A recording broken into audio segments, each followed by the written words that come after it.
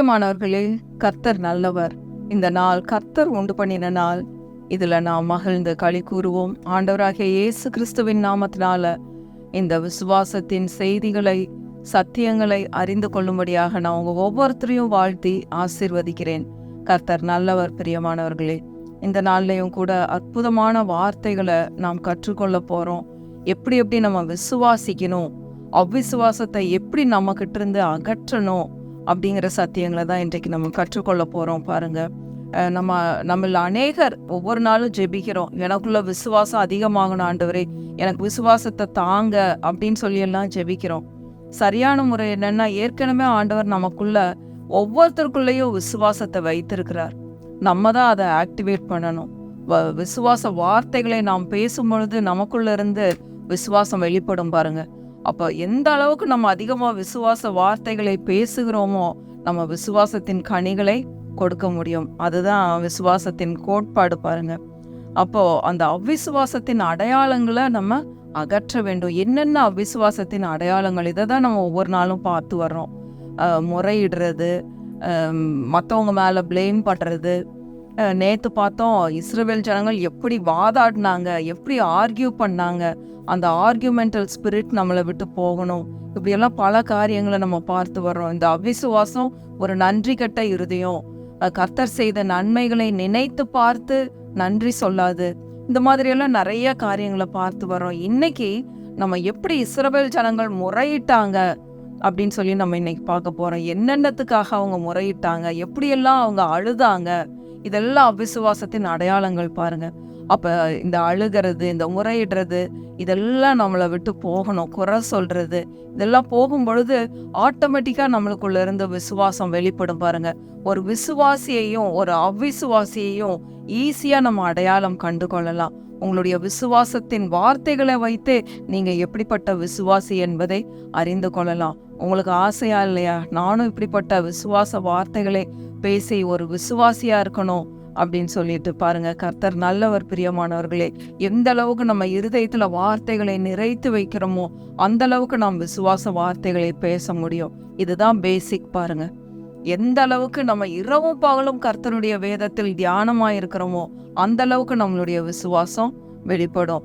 அப்ப தேவையில்லாத வார்த்தைகளை நாம் பேசக்கூடாது, அவிசுவாசமான வார்த்தைகளை நாம் பேசக்கூடாது. அப்ப எதெல்லாம் நம்மளை விட்டு போகணும் அப்படின்னு சொல்லிதான் இன்னைக்கு நம்ம பார்க்க போறோம். பாருங்க, என்னாகமம் 11வது அதிகாரம் முதல் வசனம் வாசிக்கிறேன். என்னாகமம் 11 முதல் வசனம். பின்பு ஜனங்கள் முறையிட்டு கொண்டிருந்தார்கள். என்ன பண்றாங்க? ஜனங்கள் முறையிட்டு கொண்டிருந்தார்கள். இது ஒரு அவிசுவாசத்தின் அடையாளம். என்னத்தை பத்தி முறையிடுறாங்கன்னு பார்ப்போம். அது கர்த்தருடைய செவிகளில் பொல்லாப்பா இருந்தது. அப்ப இந்த முறையிடுறது கர்த்தருக்கு பிரியமில்லாத காரியம். விசுவாசம் கர்த்தருக்கு பிரியமான காரியம். அவ்விசுவாசம், அதாவது இந்த முறையிடுற காரியம் கர்த்தருக்கு பிரியமில்லாத காரியம். கர்த்தரின் செவிகளில் அது பொல்லாப்பா இருந்ததுன்னு சொல்லி வாசிக்கிறோம். அப்ப கர்த்தருக்கு எதெல்லாம் பொல்லாப்பா இருக்கோ அதையெல்லாம் விட்டு நம்ம விலகணும். பாருங்க, கர்த்தர் அதை கேட்டபோது அவருடைய கோபம் மூண்டது. கர்த்தருடைய அக்கினி அவர்களுக்குள்ளே பற்றி எரிந்து பாளையத்தின் கடைசியில் இருந்த சிலரை பட்சித்தது. ஏன் அப்படின்னா, இது அப்படியே விட்டா ஒரு சிலரை பட்சித்து போட்டது. அக்னியினால அவங்க செத்து போயிட்டாங்க. ஏன் அப்படி ஆச்சு அப்படின்னா, இது அப்படியே எல்லாரையும் போய் தொற்றிக்கொள்ளும். பாருங்க, இந்த அவிசுவாசம். அதனால அந்த அவிசுவாசமாய் பேசினவங்க உடனடியாக அந்த அக்கினியானது அவர்களை பட்சித்தது. பாருங்க, அந்த காலத்துல அப்படிதான், பழைய ஏற்பாட்டு காலத்துல உடனே இப்படி அக்கினி பட்சித்து போட்டது. பாருங்க, அப்போ இந்த மாதிரி முறையிடுற சுபாவம் நம்மளுக்குள்ள இருக்கக்கூடாது. என்னத்தை குறித்து இந்த இஸ்ரவேல் ஜனங்கள் முறையிட்டாங்கன்னு நம்ம பார்க்க போறோம். பாருங்க, 4வது வசனம் பாருங்க. பின்பு அவர்களுக்குள் இருந்த பல ஜாதியான அந்நிய ஜனங்கள் மிகுந்த இச்சையுள்ளவர்களானார்கள். இஸ்ரவேல் புத்திரரும் திரும்ப அழுது, நமக்கு இறைச்சியை புசிக்க கொடுப்பவர் யார்? நம்மளுக்கு கறி வேணும், இப்போ இறைச்சி வேணும், எங்கிருந்து வரும்? இதை குறித்து அவங்க முறையிடுறாங்க. எங்களுக்கு கறி இல்லை அப்படின்னு சொல்லி தங்கள் பின்னாடி வசனம் வாசிக்க போறோம். தங்கள் கூடாரங்களுக்கு முன்னாடி நின்று அழுதாங்களாம். பாருங்க, 5வது 6வது வசனம் வாசிக்கிற. எதை குறித்து முறையிட்டாங்கன்னு பாருங்க. நாம் எகிப்திலே கிரயம் இல்லாமல் சாப்பிட்ட மச்சங்களையும் வெள்ளரிக்காய்களையும் கொம்மட்டிக்காய்களையும் கீரைகளையும் வெங்காயங்களையும் வெள்ளை பூண்டுகளையும் நினைக்கிறோம். எகிப்துல அடிமைகளா இருந்தாங்க. ஆனா அந்த நன்றி கெட்ட இருதயம் என்ன சொல்லுது? நாங்க அங்க வெள்ளரிக்காய் சாப்பிட்டோம், வெங்காயம் சாப்பிட்டோம், கீரை சாப்பிட்டோம், பூண்டு சாப்பிட்டோம், அதையெல்லாம் இப்ப நாங்க நினைக்கிறோம் அப்படின்னு சொல்றாங்க. 6வது வசனம், இப்பொழுது நம்முடைய உள்ளம் வாடி போகிறது. உள்ள என்ன ஆகுதா? இருதயம் வாடி போயிருச்சான். இந்த மன்னாவை தவிர நம்முடைய கண்களுக்கு முன்பாக வேறொன்றும் இல்லையே என்று சொன்னார்கள். பாருங்க, அப்ப ஆண்டவருக்கு எவ்வளவு அது துக்கமா இருந்திருக்கும். அதுதான் கர்த்தருடைய செவிகளில் அது பொல்லாப்பா இருந்ததுன்னு வாசிக்கிறோம். பிரியமானவர்களை, இன்றைக்கு நம்ம இந்த வார்த்தைகளை வைத்து நம்மளுடைய இருதயத்தை ஆராய்ந்து பார்க்கணும். என்னென்ன வார்த்தைகள் நாம் கர்த்தரை துக்கப்படுத்துறோம், எது கர்த்தருக்கு பிரியமில்லாமற் போயிற்று, எது அவருடைய செவிகளில் பொல்லாப்பா இருந்தது அப்படின்னு நம்ம ஆராய்ந்து பார்க்கணும். ஒவ்வொரு முறையும் ஒவ்வொரு ஆபத்துல இருந்தும் கர்த்தர் நம்மளை எப்படி தூக்கி தூக்கி எடுத்தார் அதை நினைச்சு பார்க்கணும். அந்த அன்னைக்கு நம்ம இப்படி ஒரு ஆபத்துல இருக்கும்போது கர்த்தர் நம்ம இவ்விதமாய் தூக்கி எடுத்தார், இப்படி நம்மளுக்கு உதவி செய்தார், இப்படிப்பட்ட நல்ல மனிதர்களை அனுப்பிச்சு ஆண்டவர் நம்மளை அப்படிப்பட்ட கஷ்டத்துல இருந்து தூக்கி எடுத்தாரு அப்படின்னு நம்ம ஆண்டவருக்கு நன்றி உள்ளவர்களா இருக்கணும். ஒவ்வொரு கஷ்டம், ஒவ்வொரு சோதனை வரும் பொழுது கடந்த முறை நாம் எப்படி ஜெயித்தோமோ அதை நினைச்சு பார்த்து ஆண்டவருக்கு நன்றி சொல்லணும். அதுதான் ஸ்டெப்பிங் ஸ்டோன், அடுத்த வெற்றிக்கு அதுதான் ஒரு படி. பாருங்க, அப்ப இந்த இடத்துல நம்ம ரொம்ப நம்மளை ஆராய்ந்து பார்க்கணும். இஸ்ரவேல் ஜனங்கள் எப்படி முறுமுறுத்தாங்க, எப்படி முறையிட்டாங்க, ஒரு சின்ன சின்ன காரியங்களுக்கு நன்றி இல்லாதவர்களாயும் முறையிடுறாங்க. அப்ப இந்த முறையிடுதல், ஒரு சிலர் பாருங்க எப்பொழுதும் வீட்டார்ல கணவனை பத்தி மனைவியை பத்தி ஏதாவது ஒரு காரியத்தை முறையிட்டு கொண்டே இருப்பாங்க. அந்த முறையிடுதல் நம்மளுக்குள்ள காணப்படக்கூடாது. அது கர்த்தரின் பார்வையில அது பொல்லாப்பா இருக்கிறது அப்படின்னு ஆண்டவர் சொல்றாரு. இது என்ன பண்ணுது அப்படின்னா, அந்த காரியத்துல ஒரு ரட்சிப்பு உண்டாகாம அது தடை பண்ணுகிறதா இருக்கிறது. இன்னைக்கு நீங்க ஆராய்ந்து பாருங்க உங்க இருதயத்தை. ஆண்டவரே, எங்க வாழ்க்கையில இந்த காரியத்துல ஏன் வெற்றி இல்லாம இருக்கு, எங்க குடும்பத்துல ஏன் இந்த காரியத்துல வெற்றி இல்லாம இருக்குன்னு உங்களுக்குள்ள இப்படிப்பட்ட முறையிடுதல் காணப்பட்டா, ஆண்டவரே, இன்னைக்கு இந்த முறையிடுதலை நான் என்னை விட்டு அகற்றி போடுகிறேன். இயேசுவின் நாமத்தினால இந்த முறையிடுதல், இந்த காரியத்தை குறித்து எப்ப பார்த்தாலும் பேசிக்கிட்டே இருக்கிற இந்த ஸ்பிரிட் என்னை விட்டு போக வேண்டும் இயேசுவின் நாமத்தினால. ஒருவேளை நீங்க மற்றவங்கள பத்தி பேசிட்டு இருக்கலாம், அந்த காசிப்பிங் ஸ்பிரிட், அதெல்லாம் நம்மளை விட்டு போகணும். பாருங்க, இதெல்லாம் அவிசுவாசத்தின் அடையாளங்கள். விசுவாசிக்க முடியாதபடி இந்த காரியங்கள் எல்லாம் கர்த்தரின் பார்வைக்கு பொல்லாப்பா இருக்கிறது. பாருங்க, இந்த காரியம் நம்மளை விட்டு போகும்போது அந்த இடத்துல விசுவாசம் வேலை செய்யும். என்ன காரியமா நம்ம ஜெபிக்கிறோமோ அதை நாம் நிச்சயமாக பெற்றுக்கொள்வோம். 10வது வசனம் பாருங்க, அந்தந்த என்னாகும் 11:10, அந்தந்த வம்சங்களை சேர்ந்த ஜனங்கள் தங்கள் தங்கள் கூடார வாசலில் நின்று அழுகிறதை மோசே கேட்டான். கர்த்தருக்கு மிகவும் கோபம் உண்டது, மோசேயின் பார்வைக்கும் அது பொல்லாப்பா இருந்தது. அவங்கவுங்க கூடாரத்து முன்னாடி நின்று எல்லாம் ஒன்று ஒப்பாரி வச்சு அழுதுருக்காங்க. பாருங்க, ஒரு சில நேரங்கள்ல நம்ம வீடுகள்ல இழப்புகள் ஏற்படும் போது நம்ம அழுகிறோம், அது தப்பு கிடையாது. ஆனா நம்மளுக்குள்ள ஒரு நம்பிக்கை இருக்கணும். அப்பன்னா விசுவாசிகள் அழுகக்கூடாதா? நம்ம அழுகலாம், ஆனா ஒரு நம்பிக்கை இல்லாதவர்களாக நம்ம அழுகிறது இல்ல. இழப்புகள் ஏற்படும் போது நம்ம அழுகிறோம், ஆனா நமக்குள்ள விசுவாசம் என்ன செய்யும் அப்படின்னா, கர்த்தர் எப்படியும் இந்த காரியங்கள் எல்லாத்தையும் எனக்கு மீட்டு கொடுத்து விடுவார்.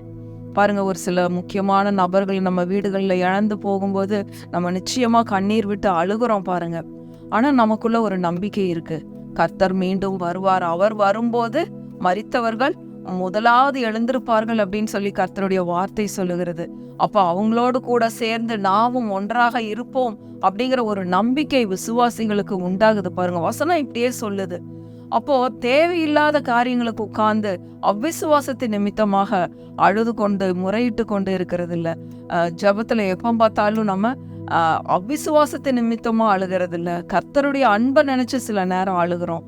நம்ம வித்தியாசம் புரிந்து கொள்ள வேண்டும். பாருங்க, அப்ப இந்த ஜனங்க தாங்கள் கூடார வாசலில் நின்று அழுது கொண்டிருந்தார்கள். இது கர்த்தரின் பார்வைக்கு பொல்லாப்பா இருந்தது. அப்ப இப்படிப்பட்ட அழுகை நமக்குள்ள காணப்படக்கூடாது. முறையிட்டு எனக்கு இது இல்ல அது இல்லன்னு அப்படிப்பட்ட அழுகை நம்மளுக்குள்ள இருக்கக்கூடாது. அது மோசேயின் பார்வைக்கும் பொல்லாப்பா இருந்தது. 11வது வசனம் பாருங்க, அப்பொழுது மோசே கர்த்தரை நோக்கி, நீர் இந்த ஜனங்கள் எல்லாருடைய பாரத்தையும் என்மேல் சுமத்தினதினால் உமது அடியானுக்கு உபத்திரவம் வரப்பண்ணினது என்ன? உம்முடைய கண்களில் எனக்கு கிருபை கிடையாதே போனது என்னன்னு அடுத்தது இந்த வியாதி மோசையும் பிடிச்சிருச்சு. மோசையும் முறையிட ஆரம்பிச்சிட்டாரு பாருங்க. அப்ப இப்படிப்பட்ட காரியங்கள் நமக்குள்ள இருந்து முற்றிலுமாக போகணும். இன்றைக்கு நீங்க கர்த்தருடைய சமூகத்துல, ஏன்னா நம்ம விசுவாசித்து நாம் முற்றிலும் ஜெயம் கொள்ளுகிறவர்கள். நம்ம ஜெயத்தை பெற்றுக்கொள்ள வேண்டும்.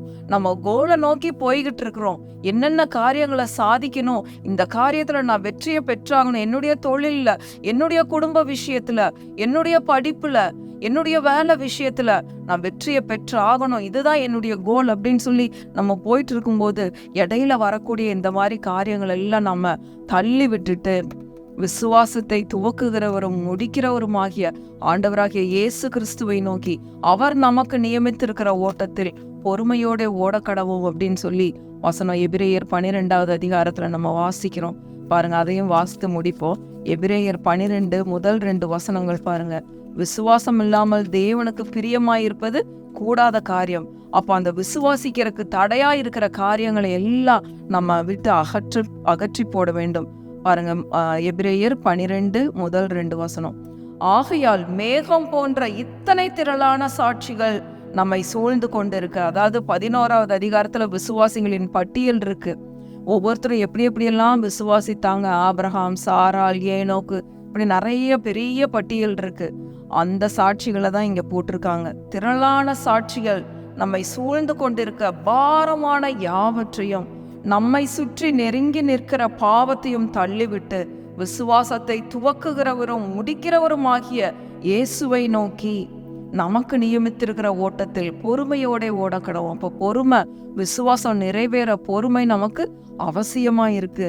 அவர் தமக்கு முன் வைத்திருந்த சந்தோஷத்தின் பொருட்டு அவமானத்தை எண்ணாமல் சிலுவையை சகித்து தேவனுடைய சிங்காசனத்தின் வலது பாரிசத்தில் வீற்றிருக்கிறார் பாருங்க. ஆண்டவர் நம்மளுக்கு முன்னாடி போய் விசுவாசத்தின் எல்லா காரியங்களையும் நமக்காக செவ்வை பண்ணி எல்லாத்தையும் ஆவியில பெற்று கொடுத்து விட்டார்.